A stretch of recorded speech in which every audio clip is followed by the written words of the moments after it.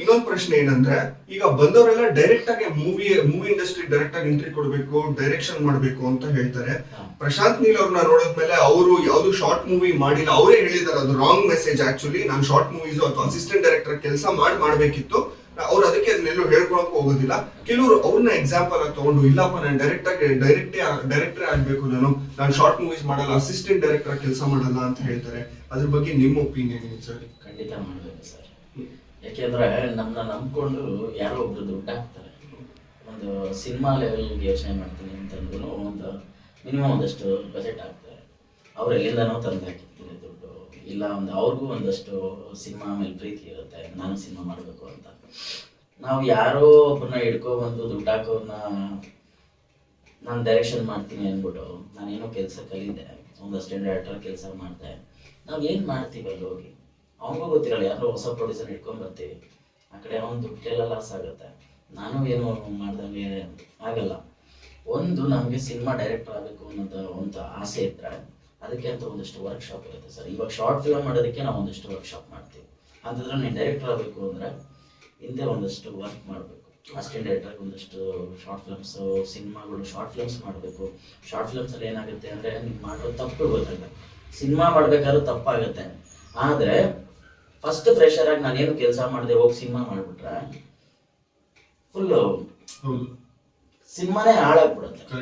ಆದ್ರಿಂದ ಏನು ಹೇಳೋದು ಅಂದರೆ ಕೆಲಸ ಮಾಡಲೇಬೇಕು ಸರ್. ಒಂದು ಶಾರ್ಟ್ ಫಿಲಮ್ ಮಾಡಬೇಕು, ಒಂದು ಅಷ್ಟು ಜನ ಡೈರೆಕ್ಟರ್ ಜೊತೆ ಒಂದು 2-3 ಸಿನಿಮಾ ಕೆಲಸ ಮಾಡಬೇಕು, ಆಗ ಮಾತ್ರ ಸಿನಿಮಾ ಮಾಡಬೇಕು. ಸುಮ್ಮನೆ ಮಾಡೋಕ್ಕಾಗಲ್ಲ. ಅಸಿಸ್ಟೆಂಟ್ ಡೈರೆಕ್ಟರ್ ಕೆಲಸ ಮಾಡಿ ಅಥವಾ ಒಂದು ಶಾರ್ಟ್ ಮೂವೀಸ್ ಮಾಡೋದು ಕರೆಕ್ಟ್ ಅಂತೀರಾ? ನೀವು ಶಾರ್ಟ್ ಮೂವಿ ಮಾಡಬೇಕು ಅಂತ ಐಡಿಯಾ ಯಾವಾಗ ಬಂತು ಸರ್? ಏನಿಲ್ಲ, ಶಾರ್ಟ್ ಫಿಲಮ್ ಏನಕ್ಕೆ ಮಾಡಬೇಕು ಅಂತ ಐಡಿಯಾ ಬಂತು ಅಂದರೆ ಇದೇ ರೀಸನ್. ಏನಂದರೆ ಅಷ್ಟು ಸಿನಿಮಾಗಳಲ್ಲಿ ನಾವು ವರ್ಕ್ ಮಾಡಿ ಶಾರ್ಟ್ ಫಿಲಮ್ ಮಾಡಿದ್ರೆ ಅಟ್ಲೀಸ್ಟ್ ನಮ್ಗೆ ಯಾರಾದರೂ ನಾವು ಮಾಡಿರೋ ಶಾರ್ಟ್ ಫಿಲಮ್ ನೋಡಿ ನಮಗೆ ಯಾರಾದರೂ ಒಂದಷ್ಟು ಪ್ರೊಡ್ಯೂಸರ್ ಸಿಗ್ಬೋದು, ನಾವು ಅದರಿಂದ ಏನಾದ್ರು ಗುರುತಿಸ್ಕೊಂಡು ಒಂದು ಸ್ಟೆಪ್ ಮೇಲೆ ಹೋಗ್ಬೋದು ಅಂತ ಅದೇ ಉದ್ದೇಶದಿಂದ ಮಾಡಿದ್ರು. ನಮ್ಗೆ ಈ ಲೆವೆಲೆಲ್ಲ ಹೋಗುತ್ತೆ, ಮತ್ತು ಶಾರ್ಟ್ ಫಿಲಮ್ಗೆ ಒಂದು ಪ್ಲ್ಯಾಟ್ಫಾರ್ಮ್ ಕ್ರಿಯೇಟ್ ಆಗುತ್ತೆ, ಈ ಥರದ್ದೆಲ್ಲ ಒಂದು ಐಡಿಯಾ ಇರಲಿಲ್ಲ. ಬರ್ತಾ ಒಂದು ಕೊರೋನಾ ಟೈಮಲ್ಲಿ ಅನ್ಸುತ್ತೆ ಮೋಸ್ಟ್ಲಿ, ಅದಕ್ಕೆ ಬಿಫೋರ್ ನಮ್ಮ ಜ್ಯೋತಿರಾಮ್ ಮೋಹಿತ್ ಸರ್ ಅಂತಂದ್ರೆ ಅವರ ಒಂದು ಶಾರ್ಟ್ ಫಿಲಮ್ ರಿಲೀಸ್ ಆಗಿತ್ತು, ಅಮೃತಾಂಜನ್ ಅಂತ. ಅದು ತುಂಬ ಬ್ಲಾಕ್ ಬಸ್ಟರ್ ಹಿಟ್ ಆಗಿತ್ತು. ಅದನ್ನ ನೋಡಿದಾಗ ನಾನು ಅವ್ರ ಜೊತೆ ವರ್ಕ್ ಮಾಡಿದ್ದೀನಿ ಒಂದು 2-2.5 ತಿಂಗಳು ಡೈರೆಕ್ಷನ್ ಡಿಪಾರ್ಟ್ಮೆಂಟ್ಗೆ ಅವ್ರ ಜೊತೆ ವರ್ಕ್ ಮಾಡಿದೆ.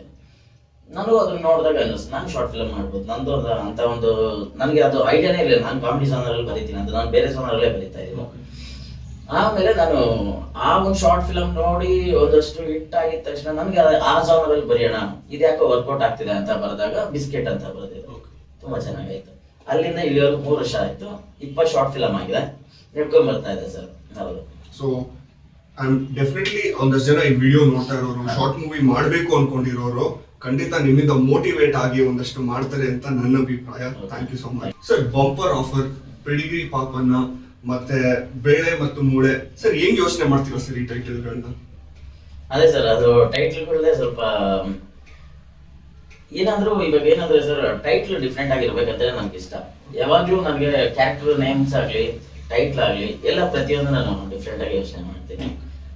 ನಮ್ಮ ಸ್ಕ್ರಿಪ್ಟ್ ರಿಲೇಟೆಡ್ ಇರುತ್ತೆ, ಒಂದಷ್ಟು ಡಿಫ್ರೆಂಟ್ ಆಗಿ ಅಂತ ಅನ್ನಿಸ್ಬೇಕು. ಖಂಡಿತ ಅದೇ ತರ ಯೋಚನೆ ಮಾಡ್ತೀನಿ ಸರ್. ಒಂದ್ ಕಡೆ ಟೈಟಲ್ ಅಂದ್ರೆ, ಇನ್ನೊಂದ್ ಕಡೆ ಕ್ಯಾರೆಕ್ಟರ್ಸ್ ಬರುತ್ತಲ್ಲ, ಪಿಚ್ಕೆ ಮತ್ತೆ ಕತ್ಲು, ಮತ್ತೆ ಅವ್ರ ಟ್ಯಾಟೂ ಬರೀತಾ ಇರ್ತಾರೆ ಕೈ ಮೇಲೆ, ಸಡನ್ ಆಗಿ ಅದಕ್ಕೆ ಆ ಮ್ಯೂಸಿಕ್ ಮತ್ತೆ ಆ ಟೈಮಿಂಗು. ನಾನು ಡಿಫ್ರೆಂಟ್ ಆಗಿ ಕ್ಯಾರೆಕ್ಟರ್ಗಳನ್ನ ಕನ್ನಡ ಸಿನಿಮಾ ನೋಡಿರೋದು ಸೂರಿ ಸರ್ದು. ಅವ್ರ ಡೈರೆಕ್ಷನ್ ಅಲ್ಲಿ ಅವಾಗ ಜಾಕಿ ಸಿನಿಮಾ ಬಂದಾಗ ಮತ್ತೆ ದುನಿಯಾ ಸಿನಿಮಾ ಬಂದಾಗ ನಮಗ್ ತುಂಬಾ ಕನೆಕ್ಟ್ ಆಗಕ್ಕಾಯ್ತು. ಯಾಕೆಂದ್ರೆ ಅದ್ರಲ್ಲಿ ಮಾಮ್, ಅದ್ರಲ್ಲಿ ಪೆಟ್ರೋಲು, ಸೊ ಈ ತರ ಹೆಸರುಗಳು ಬಂದಾಗ ಒಂದ್ ಏರಿಯಾದ ಒಂದಷ್ಟು ಜನ ಹುಡುಗರು ಇರ್ತಾರೆ, ನಮಗೂ ಕನೆಕ್ಟ್ ಆಗಕ್ಕಾಗುತ್ತೆ. ಅದಾದ್ಮೇಲೆ ಈಗ ನಿಮ್ ಸಿನಿಮಾಲು ಅದೇ ತರ ಕನೆಕ್ಟ್ ಆಗಕ್ಕಾಗ್ತಿದೆ. ಈ ಕ್ಯಾರೆಕ್ಟರ್ಸ್ ಹೆಸರುಗಳು ಏನಿದೆ ಅದು ನೀವೇ ಸೆಲೆಕ್ಟ್ ಮಾಡ್ತೀರಾ ಅಥವಾ ಬೇರೆ ಯಾವ್ದಾದ್ರು ಒಪಿನಿಯನ್ ಏನಾದ್ರು ತಗೊಂತೀರಾ? ಇಲ್ಲ ಸರ್, ನಾನೇ ಸೆಲೆಕ್ಟ್ ಮಾಡೋದು, ನಾನೇ ಬರೆಯೋದು. ಪ್ರತಿಯೊಂದು ಕ್ಯಾರೆಕ್ಟರ್ ಸ್ಟಾರ್ಟಿಂಗ್ ಇಂದ ಏನ್ ಶಾರ್ಟ್ ಫಿಲ್ಮ್ಸ್ ಮಾಡ್ಕೊಂಡ್ ಬರ್ತಾ ಇದ್ದೀನಿ, ಆ ಶಾರ್ಟ್ ಫಿಲ್ಮ್ಸ್ ಇಂದ ನನಗೆ ಅದೇ ಸರ್, ಏನ್ ಕ್ಯಾರೆಕ್ಟರ್ಗಳು ಹೆಸರು ಇಡ್ತೀನಿ.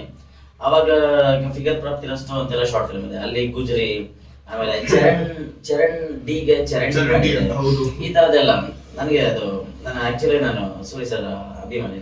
ನನ್ನ ಫೇವರೇಟ್ ಡೈರೆಕ್ಟರ್ ಸೂರಿ ಸರ್. ನಾನು ಹೇಳ್ತೀನಿ ಒಂದು ಟೈಟ್ಲ್ ಆಗಲಿ ಪ್ರತಿಯೊಂದು ಆರ್ಟಿಸ್ಟ್ಗಳಿಗೆ ಏನ್ ಕ್ಯಾರೆಕ್ಟರ್ ನೇಮ್ಸ್ ಎಲ್ಲ ನಾನು ಹೇಳ್ತೀನಿ, ಡಿಫ್ರೆಂಟ್ ಆಗಿ ಇಡಬೇಕು ಅನ್ನೋದೇ ಆಸೆ. ಸೊ ಎಲ್ಲ ನಿಮ್ಗೆ.